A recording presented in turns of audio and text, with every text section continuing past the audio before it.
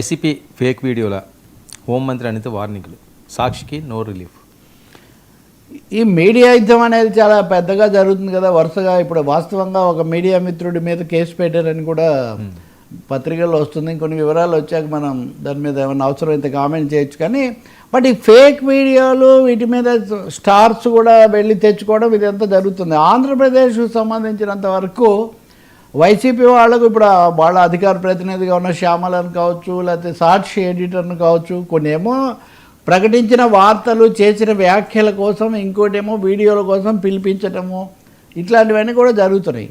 ఈ క్రమంలో నిన్న హోంమంత్రి అనిత ఆమె వ్యాఖ్యలు చేశారు. వైసీపీ వాళ్ళు ఫేక్ వీడియోలతో అబద్ధాలు ప్రచారం చేస్తున్నారు, కొన్ని రెచ్చగొట్టే ప్రయత్నం చేస్తున్నారు, వీటిని మేము ఏమాత్రం సహించం, వీటి మీద చాలా కఠినమైన చర్యలు తీసుకుంటామని ఆమె చాలా తీవ్రమైన హెచ్చరిక చేశారు.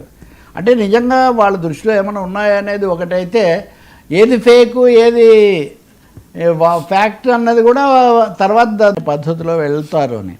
ఈ క్రమంలోనే ఫేక్ వీడియోలు సోషల్ మీడియాలో ఉంచి నేరుగా వైసీపీ లేదా జగన్మోహన్ రెడ్డి కుటుంబానికి చెందిన సాక్షి పత్రికను తీసుకుంటే వాళ్ళ ఎడిటర్ ధనంజయ రెడ్డికి ఇంకా ఇతరులకు కూడా నోటీసులు ఇచ్చారు అనేక సార్లు. ఆ ఇచ్చిన వార్తలు సరిగ్గా లేవు, లేకపోతే ఫలానా వార్త ఎందుకు ఇచ్చారు అది అబద్ధం. వాళ్ళేమో ఎవరో చెప్పిందని మేము ఇచ్చాము అని. ఇప్పుడు హైకోర్టుకి వెళ్ళారు సాక్షి వాళ్ళు. అది ఏ విషయంలో అంటే, ఎమ్మెల్యేలకు శిక్షణా తరగతులు జరిపారు, అక్కడ ఖర్చు అయింది కానీ ఏం ప్రయోజనం లేదన్న పద్ధతిలో వాళ్ళకు వార్త ఇచ్చారు.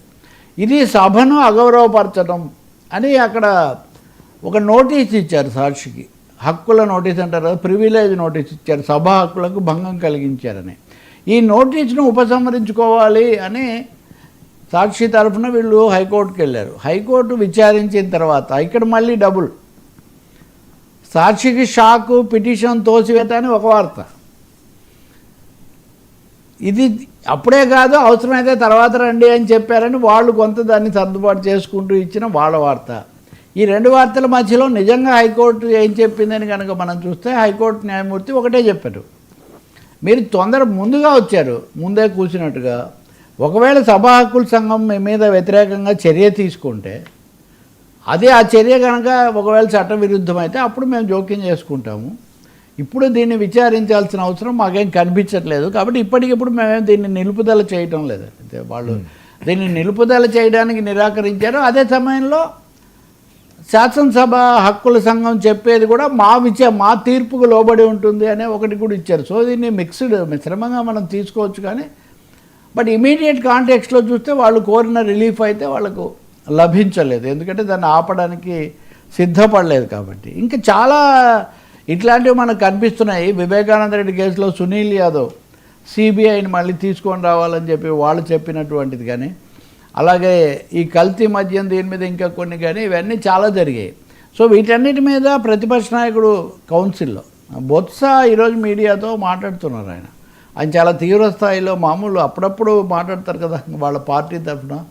ఆయన ఏమంటున్నారు అంటే, కక్ష సాధింపు కోసం మా మీద ఇవన్నీ కూడా చేస్తున్నారు, మేము విమర్శలు చేస్తే మీరు వాటన్నిటిని ఈ విధంగా పెడతారా, మీరు ఇన్ని కోట్లు ఉన్నాయి, ఇంత అభివృద్ధి చేస్తామనే వాళ్ళు రైతుల తరఫున బీమా కట్టలేకపోయారా? బీమా కట్టుంటే తుఫాను నష్టానికి పరిహారం వచ్చేది కదా. కాబట్టి మీరు చేయాల్సింది చేయకుండా మా మీద దాడికే దిగుతున్నారు ఏకపక్షంగా అని. మొత్తం మీద ప్రభుత్వం ఈ అస్త్రాలకు పదును పెడుతున్నట్టు కనిపిస్తుంది. దానికి వైసీపీ కూడా సిద్ధంగా అవుతున్న క్రమం మనకు అర్థమవుతుంది. సార్, జూబ్లీ ఆ పార్టీకేనా? సర్వేలన్నీ ఆ వైపే. బీజేపీ ఎఫెక్ట్ ఏమైనా ఉండేది?